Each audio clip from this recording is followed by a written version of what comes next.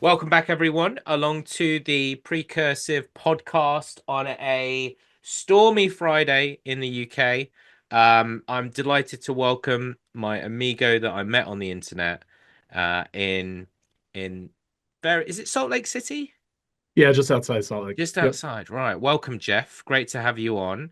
Do you want Thank to you. give our listeners a little bit of an intro, who you are, where you come from, all of the above? Very happy to do that. So, yeah, Yeah. my name is Jeff Rosenbaugh. I am the head of services at Lucid Software here based in Salt Lake. We've got offices around the globe, very global organization. We provide visual collaboration tooling and software. So, if you've ever used Lucid Chart, which is the best intelligent diagramming platform on the market, you've used the Lucid product. We've also got Lucid Spark, which is our collaborative whiteboard, which those two both come together as part of the Lucid suite, and Lucid Scale, which allows you to very rapidly diagram your cloud architectures with kind of the push of a button sort of a promise. Okay, cool. I've been with Lucid here for 4 years now. I absolutely love it. It's been a great place to be. Our culture is fantastic. Our business is great. Our customers are great. JC, I know that you guys use Lucid We at your do. company, and so we love our customers. And prior to that, though, I come from a deep background in enterprise. So I spent the majority of my career at a Fortune 5. At one point, we were Fortune 1. I was at ExxonMobil doing everything from, believe it or not, delivering monitors to people at refineries because they felt like that was a good role for people right out of college, to writing software, helping build out the first cloud deployments, things along those lines. And ultimately, at the end of my tenure there, I ran an agile transformation, which was kind of a new and unique thing. So everything from deeply technical work to heavy change management, enterprise rollouts, all that other stuff, which I think prepared me really well for the services space, and certainly I was understanding the gonna types of say. customers that we work with here at Lucid. So Yeah, a yeah. little bit about I was me. gonna say, I think when you told me about that background, like being on the practitioner side, being on the customer side, super valuable, right? Like you kind of have to take some of those learnings. I know from my business, we've tried to adopt software in the past, and some of it's gone well, some of it hasn't gone so well. So like being involved in that, I'm sure set you up. And yeah, big fan of the product. We were laughing the other day when we were actually prepping for this. Well, my wife wasn't laughing. My wife fell down the stairs and dislocated her little pinky. Oh no, Um, but we went to the hospital, went to the NHS. That's the one where you don't pay for the healthcare. And there was a there was shot at a the US. I love it. well, yeah, straight across the bows. No, and yeah, and I was like, I was stood in there. She's seeing the nurse, and I'm looking at the wall, going, "That's a lucid chart." I'm chatting to Jeff next week. That's quite funny. And then you looked it up in Salesforce, and I think it's true. But there we go. Right, let's get on. So, the thing that we're going to be focusing in and around today is, I think you guys have got a really interesting story. Well, you and your organization and services got a really interesting story to tell around kind of how you've evolved services, monetized it, and also structured it to drive a lot of value for both net new customers and existing clients. And I think one of the things that's changed in the market over the last years is, I would say, the need for services leaders to be a lot more commercial, right? To have a stronger commercial mindset and partnership with the commercial organization. So a lot of your peers are trying to navigate how to effectively monetize their services. So can you tell us a little bit about that journey in your biz, please, to begin with? Yeah, and I'll say it's been a bit of a ride. When I initially joined Lucid, um, services was very much in its infancy. There had actually been a couple false starts prior to me joining, which I didn't actually learn about until I got, maybe about 6 months into the job, because it had been kind of just gone for a while. But we had a small education team at the time, and then the beginnings of an implementation team. We had just carved off some people from our CS function to start focusing just on implementation, and they had fairly limited scope, and they're primarily viewed as cost centers. By example, training was often just kind of doled out for free. I used to joke it was like throwing candy off the parade floats kind of a thing. It's just like you get a training, sure, why not? And the implementation team was expected, very clearly expected to deliver at no cost with very strict parameters set by leaders in other parts of the business. So it was clear that, number one, the existing structure both needed rigor and a stronger focus on value creation, just to make sure that we were, one, operating in a way that was sustainable. But then moving forward into kind of the next steps. So, the first priority was to bring order to that unstructured hustle. We started with defining the clear implementation tiers, making it really explicit what customers got, what they didn't get, including how we expected our sales reps to attach those offerings, and again, what we would commit and not commit to do. And then making sure that we had a process around delivering other services at no cost. So, if a CSM or a sales rep's like, oh, I need to get a training in front of this customer, and say, great, here's a simple process that we need you to follow so that we can at least track this for either revenue recognition reasons or what have you. And some of those foundational decisions were hard because at Lucid, we've always prioritized being the best partner to our customers, and that is still very much in our identity, and it's something that my teams pride themselves in today.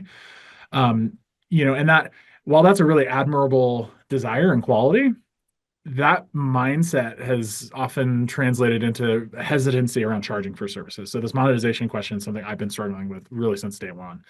I personally have not on occasion been very popular with our sales and CS teams as we've had to wade through some of those challenges. But we're getting better at it.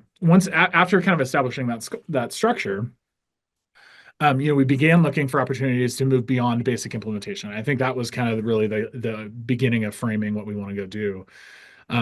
So, we worked with our product, analytics, and customer success teams. And through a part of that, two often related insights kind of emerged from the research that we did is that one, and this is very specific to the Lucid business, right? But one, templates, customers utilizing templates in our product drove virality, which is key to growth. And two, when customers adopted Lucid for their second, third, fourth, what have you use case, our retention and expansion KPIs skyrocketed, right? So if we only got into a customer with a simple use case and that's all they ever thought to use Lucid for, not necessarily all they could use Lucid for, but all that they thought about when they thought about Lucid, that pigeonholed us and made it a little bit easier to either rip us out, replace us, or not move into new departments. So one of the first opportunities to test that came. We started working with a large financial institution here in the U.S. They had brought in Lucid Spark. So again, that's our collaborative whiteboard tool. They brought that as part of a workplace and hybrid work initiative, looking to improve collaboration across their teams. We noticed an increasing level of interest in adopting whole product suite, so both of our products and really getting after it. But there were some barriers in aligning some of the internal workflows with the capabilities of the tool just on Yep. their own. So we Their ended up internal partnering. capabilities or your internal capabilities? So some of their internal capabilities, but then also identifying ways to properly visualize the things that they were trying to do on their own. Mhm. Um, because the background is, or I guess the next step in that is we were working with somebody in the IT project management office, and they just weren't as technically savvy as some of our other users that use our diagramming tools for actually diagramming, mapping out their architectures and all this other stuff. Um, and so they were trying to help. The issue that they were dealing was they were trying to make decision making on project prioritization and funding a lot more clear for senior executives because they were getting into these long planning meetings, and it was very difficult for these program and project managers to effectively communicate like the impacts of certain decisions around priorities and what that would do to the resources they needed, et cetera.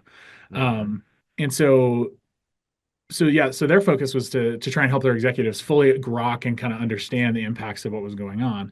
So Yep. for us, it was, we had the expertise in the product.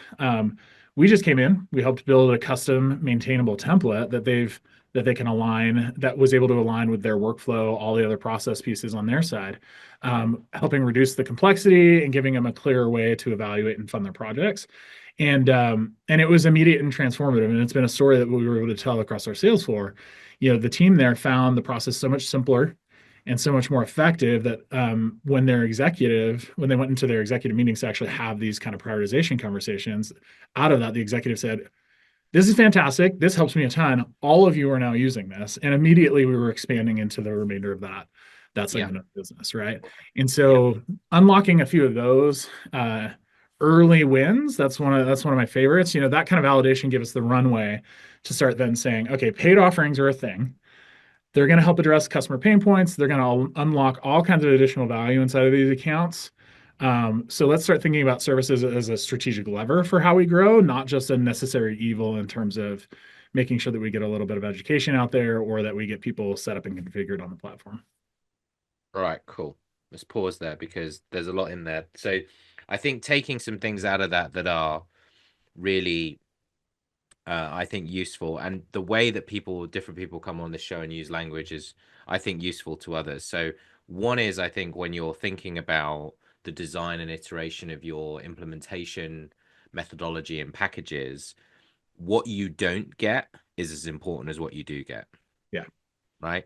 Because that's the bit that what you don't get is the bit that always causes the friction around scope creep, around do we charge more for this? Is it a change request? Is it an add-on? Why is this taking so long? Et al.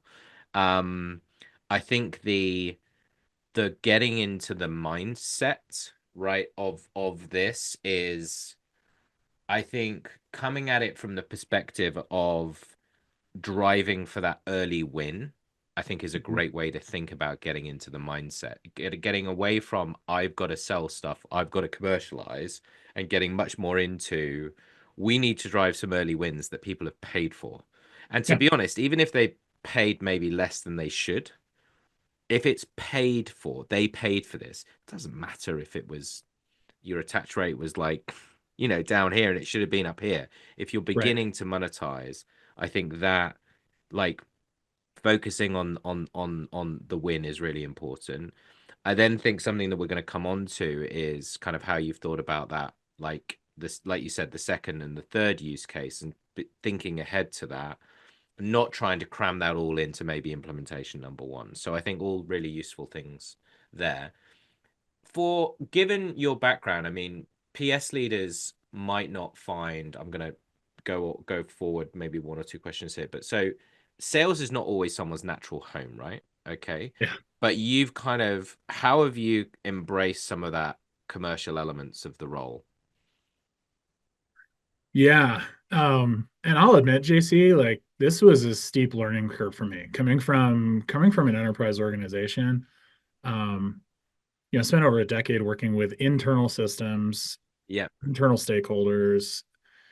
Prioritization, battling for funding, and things like that was very real, but it was just a very different scenario to the fast-paced world of SaaS, as I kept being Plus you reminded. all work together. You're not pitching someone else who doesn't work with Yeah, you, right? Yeah. yeah, that Yeah. that person over in the chemicals company, like I got to make sure that I understand that's a long-term potential relationship, not Mm, something that may feel a little bit more transactional at times. So, mm, big cultural shift for me, big yeah. change. What really helped me bridge the gap, and thankfully I was able to do this fairly early because I'd been on the other side of it, right? One of the roles I had, I was in our enterprise architecture team in my previous role, and I was dealing with vendors like Lucid regularly, Yeah. um, and so when I stepped in and I started thinking about it a little bit more. I was like, if I reframe what selling means, this is going to make me a lot more comfortable.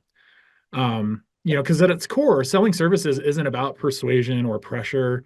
It's about problem solving. And if you're blessed like I am, I happen to have a CFO who's wildly supportive and not as worried about margin and some of the other things as much as he is about the growth that we drive in our subscription revenue. Um, that's even more true. And so, many of the customers I engage with right now are actually in the types of roles that I held in the past, which is really helpful. So I know their challenges, I know their priorities, I know a lot of their concerns because I've lived them. And I also know that what it takes for them to sometimes get ahead. And I can ask myself like, hey, like I like this. Can I like this person? Can I want to support them in getting ahead? And like, does that also help me have a different conversation in terms of how we can partner? So together, that gives us an opportunity to explore how our services can help them solve problems and achieve their goals, whether they be short-term or career-oriented goals as an individual. So once I kind of adopted that mindset, so many other things fell into place. Pricing and packaging stopped feeling like a hurdle, became more of a tool to connect customer needs with solutions. It's also not about convincing the customer to spend more. It's about showing them the ROI and the outcomes that they can expect from the investment. And Yeah. some of that sometimes looks like we'll sell them a smaller package, or we'll sell them like a starter service kind of a deal. And then we'll come in, and then through part of our engagement closeout, we highlight like, hey, we started with you at the beginning, and we said, here are the value metrics that you're trying to drive. We're in the productivity space, so a lot of time it's time saved, but like there's others that Yep. occasionally come up, and we say, hey, here's kind of where we landed, or like let's actually have the conversation here in our closeout. Did we help you save this time? Like, what does that look like for you now? And it's been Yep. really fun to help them unpack that. And then we can turn that around and show that ROI. And oftentimes we'll have customers just be like, oh, wow, I saved more money than I spent with you. I Yep. should be doing this all day long. And we're like, great, because we have recommendations for other things that you should do based Yep. off of, our experience. And so, Yep. that's really helped. And again, it feels a lot more like a partnership. So for PS leaders that are stepping into the kind of the commercial role, the key for me is to lean in what you already do best, which is Yep. understanding customers, identifying their needs, solving their problems, and like having a good conversation about that, maybe a bit of storytelling. Yep. Particularly if you're a good storyteller, like leverage that to the ends of the earth. Yep. Because once you view sales kind of through that lens, it feels less foreign, and it can feel a little bit less transactional and more like a natural extension of what you've always Yep. been good at and probably valued about your skill set. Yeah, couldn't agree more on the problem solving bit. Like when I was asked, I used to be in well, when you're a CEO, you're always in sales. But the when I was in sales, I remember that's how I described my job to people who had no idea what I did for a living. I like solve problems, help people solve problems. Yeah. Right? Because when you a lot of the very best salespeople have that genuine passion about that and take a lot of satisfaction, not just from closing deals, but from helping people achieve goals. And really good salespeople develop a lot of friendships with a lot of their clients. Like, when we were a startup Precursive still is a startup, but when we were really a startup and it was just me and a couple of other folks in a dark basement picking up the phone, like some of those people, that we helped in the early days, it changed their careers, right? Yeah. And they went on to bigger and better things. And it's like, they're work friends, as it were, which is super cool. I think something for people to consider is if you can get into the habit of documenting value as early as possible and as consistently as possible, it makes that storytelling and if you don't want to call it sales, if you want to call it commercial acumen, right? Sure. It makes it a little bit easier because I think that's where you can take that transition from we're just delivering something to this is actually the value that we created. And as you say, you can then draw that back to well, look, if we saved someone like, 7,000 hours, well, actually, that's equivalent to 4 full-time equivalents, which Yeah. at 150K a pop is 600 grand. So, like, I can go and tell that story. That's a story that I can sell, So I think you've touched on a few interesting things there. Now, you mentioned some of the work that you did in around implementations. I think something that um I want to touch on now is a little bit about kind of then how you've gone that step further in iterating what you provide in services. So tell us a bit more about what the overall catalog now looks like for you guys in terms of services. Yeah, and this is maybe a good time to talk about this because we're upending a bit of it. But where we've been has been our catalog is aligned around key customer needs and falls into three categories. These are going to sound very familiar to most people. Product training, technical configuration migration, which is essentially implementation, but we kind of wrote those together, and then consulting. We do have a couple of other additional bespoke packages that are tied to specific use cases, such as customers that have embraced agile methodologies. But we are kind of in the mix of considering whether we want to continue those or kind of move away from it. Product training is pretty straightforward, but I but I do want to call out like part of our product training investment is also very heavily into scalable motion around on-demand resources and things through our academy.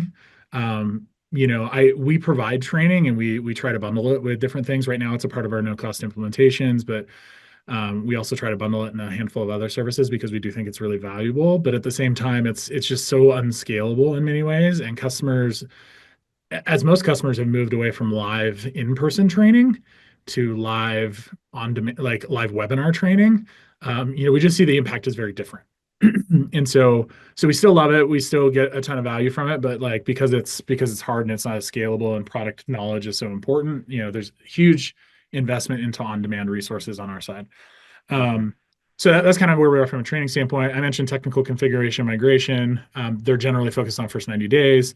Um, and we may talk about this because JC, because I know you're very interested in it, but like our implementation is not wildly complex. And we do it currently at no cost. I think we're going to change that, but what we do charge for out of this kind of block of services is for customer or competitor migrations to make sure that we're getting customers off of competitive products that they're wanting Yeah. to remove from their environment. So we Yeah. do charge for that, and that's a big part of what we do. And then the third bucket's consulting, and that's getting into specific pain points, unlocking new use cases, driving specific value metrics, things along those lines. That's really been a been a category for to drive growth Yeah. in more ways. And that's probably the part of my catalog right now that's a little overfull because we've tried to do what we've done historically, and this is part of what I want to adjust is we've built individual offerings based off of specific needs or specific use cases or um, even persona types in certain cases, and that part of the catalog's gotten a bit tougher for our sales floor to navigate. And so I Right. think we're going to actually simplify a good chunk of that, get to a smaller number of SKUs, but then just like make sure that we have robust service delivery scripts and things like that on the back end. So the team still maintains all the flexibility and things that they can do, but we can simplify how we talk to customers and how we work with our sales reps. Yeah, you can always, one of the things to do there, Jeff, is you can always have like a land and expand type of approach with the Yeah. SKU itself. So actually you reduce the number of SKUs, you make it simpler, but the whole point is to get you in there to expanding out to other kind of consulting services, Yep. right? I think that that can work. I think the other thing around migrations that's where PS can again have an impact for sales is when you're doing those migrations, a lot of the technical documentation that you use. So, for example, in our world, it's like the field mapping, right, from an existing PSA tool over to Precursive. You've got that field mapping. So, what's the object there? What's the object here? We take that and we put that into decks that we have so that when we're talking to a prospect where they're using that particular PSA product, we're like, okay, you're moving off of X. Here's kind of what that looks like from an architecture standpoint, from a migration standpoint. It's a couple of slides, but it's super powerful because people are like, oh, okay, yep, you've done this before then, right? Because you can answer the question, you can have a salesperson say, yes, we've done X amount from X to Y or A to Yeah. B. But then when you have a little bit of that technical, bit on the side, it's quite powerful. Well, Um, the other piece of that, JC, if I can jump Go in, for it. like what we have also done with our competitive migrations is like there's absolutely a technical aspect of this, and there's a helping get customers feel comfortable and confident that they're not going to experience data loss and moving over to Lucid. But we emphasize change management a ton. And I think Mhm. that's one of the things that like as I meet with some of my peers and we just kibitz on the state of services, like when they talk about this, they very heavily focus on like here's the technical pathway to get from point A to point B.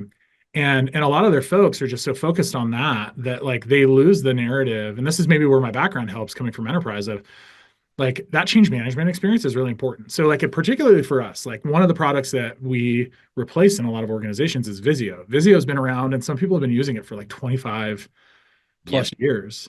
Yep. And Lucid is undoubtedly a better product. But there's that change process of like, hey, I'm a enterprise architect. I've been using this for forever. Like, is that going to work for me? Yes, it will. We can talk you through that, but also like, let's bring you on the journey to get to the other side. Because like going back to the commercialization of services, early on, it was so difficult to move sales in the direction that we wanted to move them. Hmm.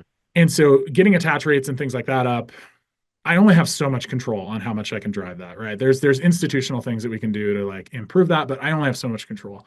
But what I can control from day one, or at least my teams can control, and this is a huge credit to them, is delivering kick-ass services, like delivering a kick-ass experience that Hmm. is comprehensive, that is delightful, that leans on all the things that are really important. And so, we had maybe I guess we had a little bit of the benefit because we weren't attaching at a super high rate early on to where we could build those muscles and we can do that. But I look at our NPS and CSAT and they're through the roof. And that buys us that opportunity to then go convince the board that like, hey, we do need a quota, or hey, we do need these other things to drive sales even further.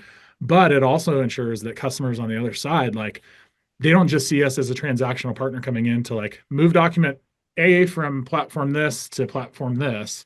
Yep. It's no, no, no. We're here to help you through the entire experience and to take that load and to take that stress off of you in a more Yep. meaningful way. Yeah. I think you also have to be quite challenger about how you help people to understand how they need to manage expectations when it comes to change, because Yeah, Rome wasn't built in a day, right? And I think you're the always going to have 10% of your audience that just doesn't, they're just not going to be happy. yeah, Like they're it's the just the people that reality of don't life. yeah, they're the people that don't turn up to the training or don't go to the meeting or don't switch the Right. camera on. They're just the problem children that will never do as you expected. But I think to your point, if you telegraph that around the change management piece pre-sales, and services can play a role there, because I think a lot of people are like when it comes to selling services, they tend to like the conventional wisdom is let's make this sound as easy as possible. Mm-hmm. And the reality is, if you're selling bigger deals into You got to be real mid-market with or bigger people. companies, they're not thinking that. They're already thinking that this is going to be hard. They know that. You know what? That's why there's 15 people on the call, right? Yeah, that's It right. is because of that. And John Paul, George, and Ringo have already like highlighted that this is going to be a shit show. So that like it is hard. I think you said something earlier actually, which is I think something that people should do more of, which is like you need to do a good job of visualizing that change, visualizing the things that you want to do, because sometimes actually the client's not that good at that. I think, I mean, obviously particularly in your type of solution, but I think one of the skill sets that's probably under invested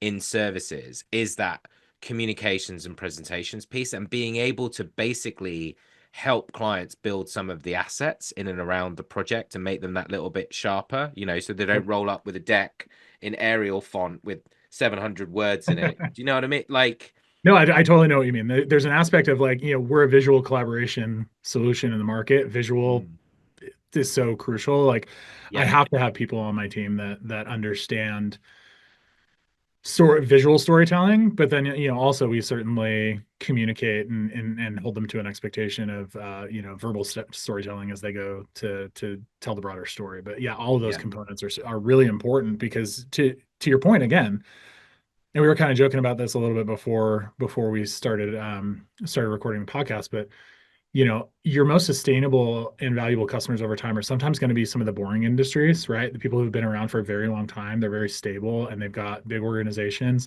They're also some of the hardest to crack into. And yep, because there's inertia in a lot of ways, right? And so yep, you've got to be able, like, that you're not going to be able to sneak past them and be like, oh, this is the easiest thing in the world. Don't even worry about it. Like, here's a couple quick things to tell you that, like, they'll sniff right through that because they've done it.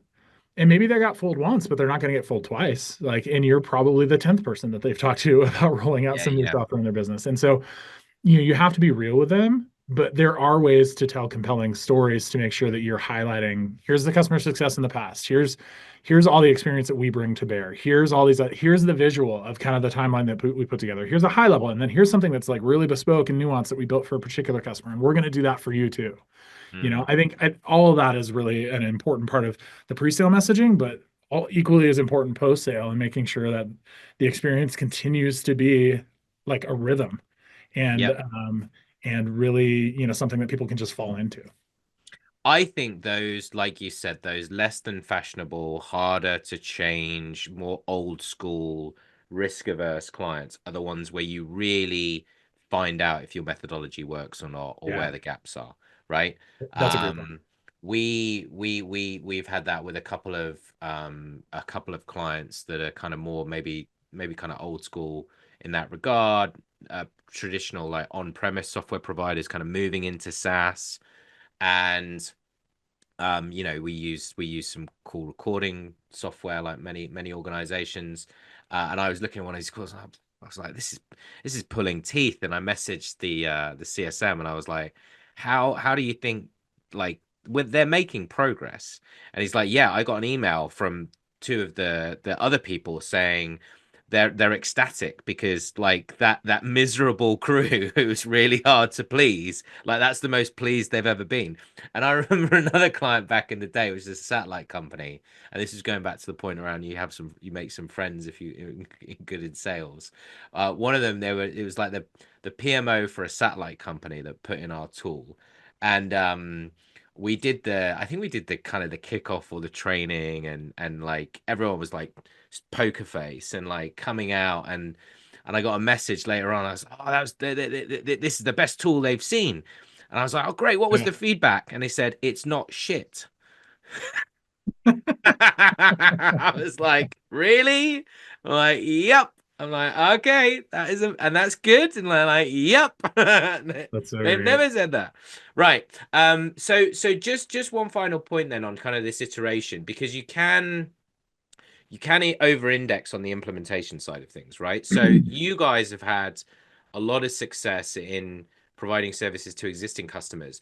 What was why were you gravitating there, or what was it just a natural kind of thing that happened there in terms of that's where you went?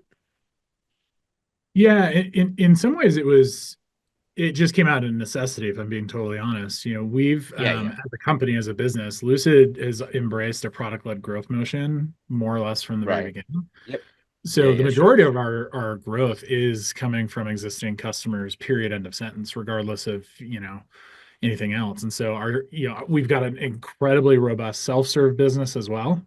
Um, so there's always been a focus on like how do we take these accounts that are opting into Lucid, because either, early days it was we were getting tons of cold calls of like, hey, I just want to buy your product. Like, how do I do this? Like, it was so much inbound coming to our Right. sales reps, and then through our product led growth, self-service motion. And so for enterprise customers, like who already have Lucid in house, they've already gone through some of that configuration step and everything else, because it's not wildly challenging to get initially configured on Lucid. And so, our value during the implementation phase is less of like it's less about time to value kind of metrics, right? Like, because they can get value pretty quickly. It's more around how do we ensure that we get them set up around, centered on enterprise grade needs, right? So things like setting up single sign-on, managing integrations, supporting rollout plans or change management efforts. That's where that focus is. And so like our implementation has always been super important to make sure that we do a lot of that stuff, because there's all kinds of internal KPIs for how we know that we grow inside of organizations that we can kind of Yep. influence as a part of that journey, in a positive way. But at the end of the day, like what we can uniquely offer from a professional services standpoint is partnership and services that go deeper into value generation for our customers. So like digging into Okay. their use cases and helping them exploit those. So it's been, it's moving from getting started to embedding the projects and creating stickiness, which was probably the word du jour for the first year that I was here. Is like, Jeff, you just need to help generate more stickiness, more stickiness, more stickiness. So when you view it that way, every existing customer is actually a fantastic opportunity to grow with. So Yep. whether that's expanding the use cases they're already using with Lucid, or getting into more so that Lucid becomes a daily necessity for users, helping them onboard as many more users as teams grow, or partnering with them on strategic projects that drive some innovation inside of their business. So focusing on existing customers allows us to create long-term relationships and demonstrate our value in ways that go well beyond the initial purchase. In my mind, that's a win-win, because customers are getting a great ROI from their tool, which again cements your brand, cements your value proposition as a business.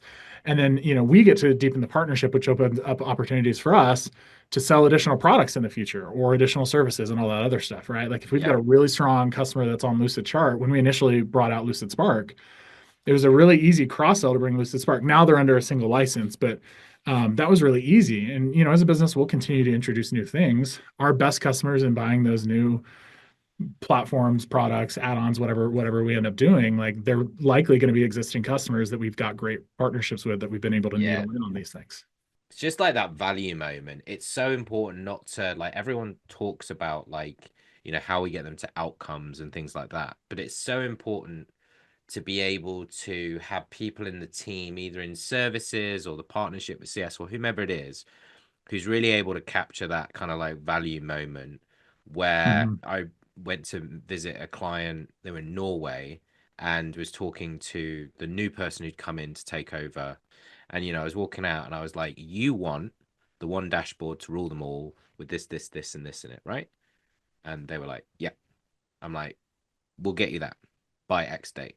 Right. And then we did. And it was like, "Are you now getting value?" And it's like, "Yes. Now I want to do this, this, and this." Right. Yeah, yeah, Or yeah. can we do this, this, and this? And I think that's the thing when it comes to like you made that point about value is when you're at that door, you can have a customer that's maybe in a situation where they're not getting as much as they want, and then you get them to the promised land. They're much more open then to like, okay, what's the other thing that you've got now? If like implementation was a bit rocky, they'll have more maybe due diligence about how it's not going to be rocky this Sure. time, or you're going to need to show them that you've learnt your lessons, and we're not going to do that, we're going to do this. But I just think that point that you raised there about your ability to create that value and that stickiness is super key, because I think for where this I think show is quite interesting is like in an organization where it is easy to use, and we've spun up your solution to map out, for example, how our clients manage their services process in Precursive. So tell me the approach about how you get to figuring out, because it's a very everything use case type of product. How do you get to that point where you're like figuring out like what the value is and what the outcomes are to link to those value added services? Yeah, do you mean just to clarify, do you mean kind of at a high level when we think about like packaging, or do you mean like in an individual engagement? Because I mean, I could go Yeah. either direction there. So like let me put it another way. So Sure. you would have been in your world forced to think about like how do you provide more value added services versus simply just like an implementation, right? Yeah. So how did you go about that? Yeah. So a lot of it was, I mentioned some of this earlier, but coming in and understanding very early, we don't have at the time I thought of it as a luxury. We don't have the luxury of having a very complicated product to implement. um, because initially I wanted to get my feet off the ground. I came from enterprise. This was the new world. I wanted to be successful right out of the gate. And I was like, oh, that would be so easy. Yep. Um, but quickly identifying and turning and realizing like, hey, that's not the thing, but getting organizations to better understand what our product is capable of doing and getting into those additional use cases is going to be so much. And so for us, in terms of like really identifying and poking through that, was doing a lot of initial discovery. I think in early days, it was all about just gathering feedback. I mentioned talking, working with our product, sales, Yep. analytics teams, things like that, to go better understand like what was working. Like when a product or when a customer grows inside of our product, or when they buy more licenses, like what kind of behaviors do we typically see? Or when K factor or virality picks up, like what are the types of things that we see? And seeing if there were avenues there. So that was kind of the first thing, is like go do exploration within the business to better understand what customers need, where those pain points may be, or what those opportunity spaces might look like. Okay. Um, and staying really open to feedback. We listen to our customers very aggressively. We've been sending NPS and CSAT surveys out since the day I got here. We get thousands of responses a year because we send them out after every type of engagement, including every single one of our trainings. And we get great feedback, but also really pointed feedback in certain areas that'll help us better understand, like, okay, like this isn't really hitting on the area that the customer was expecting us to hit on. So how do we tailor that a little bit more? Or does that force us to think about what we do a little differently and say, this service, people are assuming that this particular service is going to meet all their needs. Maybe we need something different, or maybe we need a different story to tell. Hmm. I also spend a lot of time in, executive business reviews wherever I can, and that little bit of effort to do that, and then kind of tie those threads together from what I hear from different customers and where they're viewing our product fitting into their tech stack and into their initiatives. Yep. Really helpful, because I can lead them on a journey to see all the different things that Lucid can do for them, because we probably can. You're right, like our marketing, it's a double-edged sword. It's like, thousands of use cases, which is great in some regards, but in other ways, it's like, okay, but which ones are for me? Yeah, yep. Um, so like, we have And that why do I story, need services if it's so easy to use? right? Yep. And so we have that story, but like the other side of the story is, well, what do customers naturally bucket you in? Right. And maybe you can change that over time, but it's really instructive to just understand, like, here's how they think about your product. And so by gathering that, pulling those ties together, we can start small and test some new ideas with customers before rolling them out broadly, and just be like, hey, we're kind of seeing we're seeing a little bit of um, we're seeing some interest in this particular area. Let's go try some things. So an example of this is, and we've been doing this for this is in pilot, but we've been doing it for like about a year and a half now. So it's not, Mhm. calling it a pilot's a little bit funny. Yeah. But we've been piloting an expert on retainer offering. Because again, Lucid is very intuitive and easy to use. And so there's a little bit of like, well, do we really need people here all the time? And what we Mm. found is that a lot of our accounts, they just like, it's not necessarily that they can't learn the things in product, it's that they don't necessarily have the time to go do some of those things. And Bingo. that by us doing it, our expertise, our speed of delivery amplifies their ability to use the product in really new, meaningful ways that Bingo. then drives some virality. So, like, it's kind of similar to a technical account manager, is what we've been doing. It gives customers a certain number of hours a month with a Lucid expert that they've got kind of set up to ready to go.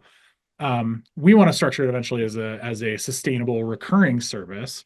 So we've spent a lot of time answering key questions around like, are customers going to find enough value in this to want to renew? Because if you set it up Yep. as a recurring service, you kind of want to make sure you've got a high renewal rate.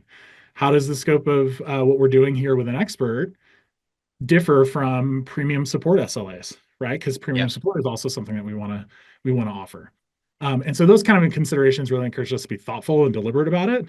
So it's Yep. it's it's getting in, doing some experimentation, not being afraid to be told you're wrong, not being too precious about the idea that you're bringing in, and Yep. getting some of that early insight so that you can start thinking about, okay, here's what I want to go do. Now, how do I potentially scale that? Because if you're not thinking about that on the back end as well, then you're setting yourself up for, oh gosh, I got to redo my pricing and packaging all over, every year or so, Right. to make sure that I'm realigning to the needs of the business. Yeah, so one of the things that I was taught, and that, well, I basically picked up from, I talk to a lot of people in services, so I'm picking up all the little different things that people are doing, and then I bring that back into my business. It's quite useful, to say the least. So one of Yeah, the things that we do in and around subscriptions, we don't think about them like one-dimensionally over like a 1 year time horizon, right? And so we're looking at it from a 3 year perspective, and we're saying to the client, look, in year one, that subscription service can be used in a couple of ways. One, if there's additional things that we need to do that get missed in a scope, right? We all know it happens, get missed in a scope, then we can draw down on that service rather than going back for like a change request or additional right. budget, right? In during the implementation. And then number two, inevitably, like I just came off a call earlier with a client with our services team and them, and I basically sit there and give some advice on the stuff that's outside of things that we're doing in the tool and some of the strategies around that.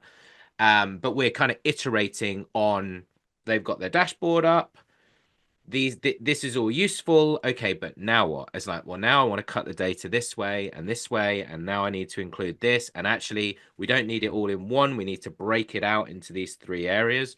Great, that's fine. And then we've got the follow-up coming, and so that's like that iterative, kind of, adoption's the wrong, it's like optimization, right? Of like, when you Yeah, get into it, then in our type of solution, which is touching a huge amount of different processes within the customer's business, and there's a lot of yep, fiscal elements to it that needs to be right. And then in year two, it would be about kind of, as their use of your solution evolves and they want to do new stuff, then that same team, the sort of the things that they're working on them with, evolve from being kind of more technical and optimization to much more like, now it's something that's a bit more value add. Maybe it's a new product, maybe it's an add-on. And then eventually, I think it's where we're going to get to, because we've been doing this now, we're probably in, I would say, year two of it. The year three is much more going to be, I think, then advanced advisory, and then probably by then AI and agents, and using those as like an engine room behind it. So that it's much more like, right, now you've got this data, we'll start doing some analysis on, here's where things are going well or not going well and why. And if we plug in this automation or this bit of AI, yeah, again, you can improve by X, Y, or Z. And so I yeah, think it's that kind of like evolution of the service offering, or the, not the service offering, that's the wrong word. The evolution of like how you work with the client over a period of time, yeah. which is the interesting bit. And it's the evolution of what they need. And Yep. I am not too proud to say, JC, I actually, I learned this from you thinking about services and kind of this multi-year Mm. or multi, for us, we were actually debating, we were having a conversation about this. Is it multi-year for us, or is it like every 6 months? Like, how do we need to Yeah, think yeah, about yeah, to be yeah, different exactly. for us, Whatever. right? Yeah, So yeah, yeah, whatever those time horizons are, but it is really important. It's actually, it's one of the things, one of many things that's kind of shaping the new pricing packaging strategy that mm, we're deep in strategy on right now is because this will resonate with a lot of other PS leaders. Like, there's certain things that our sellers do great at, and there's certain things that we really struggle with helping them like understand kind of the path forward from in terms of selling certain types of services. And so I just want to simplify all that. And I yeah, want to treat our sales reps as like they're selling into, and again, we're a product led growth company. So year one is like a very mythical thing, right? But like I want our sales reps to focus in on like, what we would consider year one type service. And actually, if we think about it that way, we can make it really simple. And yeah, then we can put more of the onus on our CS teams or even on my services teams to do that upsell into, whatever that next time horizon is, whether it's year two or, mm, second half of the year two or whatever it mhm, may be. yep, But maybe we can do more there in terms of we do a great job of discovery, we do a great job of identifying need. Like we should, instead of asking our sales reps to learn a whole new language of services, which yep, candidly still here at Lucid we've got a lot of younger reps who come in and they just don't have that experience. yep. um, Rather than forcing them to do that, why don't we do more of it, but do it on the backs of some initial foot in the door that we can make On the really wins, simple, off the right? back And of the and again, wins, it goes back to exactly. the same motion because like the year one stuff can be simple because most customers need a lot of the same things. It's in the later years where like some of their needs diverge and Yep, change, and yep. we can be the ones that are really smart enough to identify that and highlight it and make some make opportunities out of it. Great.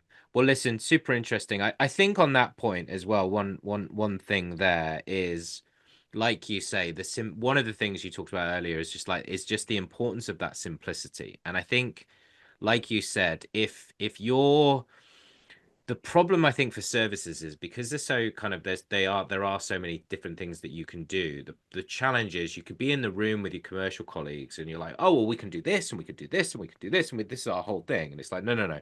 Here's how, for example, you get help. We help you get deals over the line.